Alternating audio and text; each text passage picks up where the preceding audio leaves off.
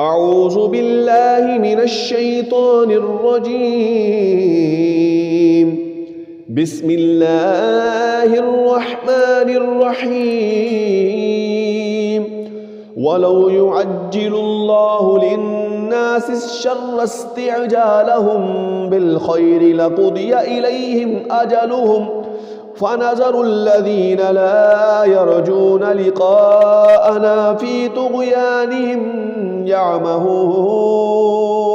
وإذا مس الإنسان الضر دعانا لجنبه أو قاعدا أو قائما فلما كشفنا عنه ضره مر كأن لم يدعنا إلى ضر مسه كذلك زين للمسرفين ما كانوا يعملون. ولقد أهلكنا القرون من قبلكم لما ظلموا وجاءتهم رسلهم بالبينات وما كانوا ليؤمنوا كذلك نجزي القوم المجرمين. ثم جعلناكم خلائف في الأرض من بعدهم لننظر كيف تعملون.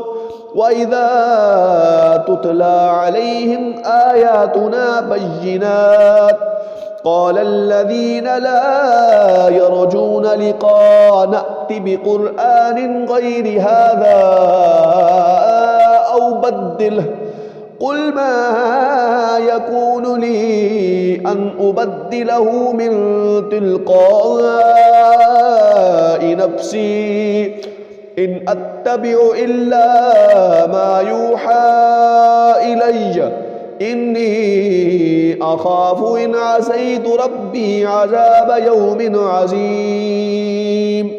قل لو شاء الله ما تلوته عليكم ولا أدراكم به فقد لبثت فيكم عمرا من قبله أفلا تعقلون.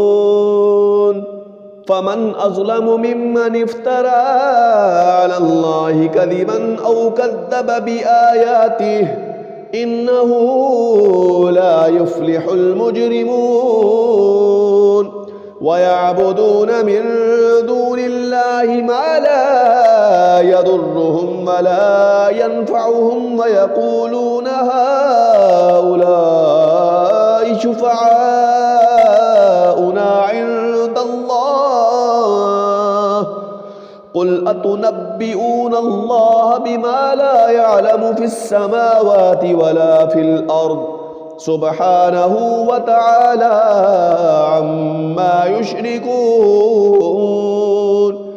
وما كان الناس إلا أمة واحدة فاختلفوا ولولا كلمة سبقت من ربك لقضي بينهم فيما فيه يختلفون. ويقولون لولا أنزل عليه آية من ربه فقل إنما الغيب لله فانتظروا إني معكم من المنتظرين.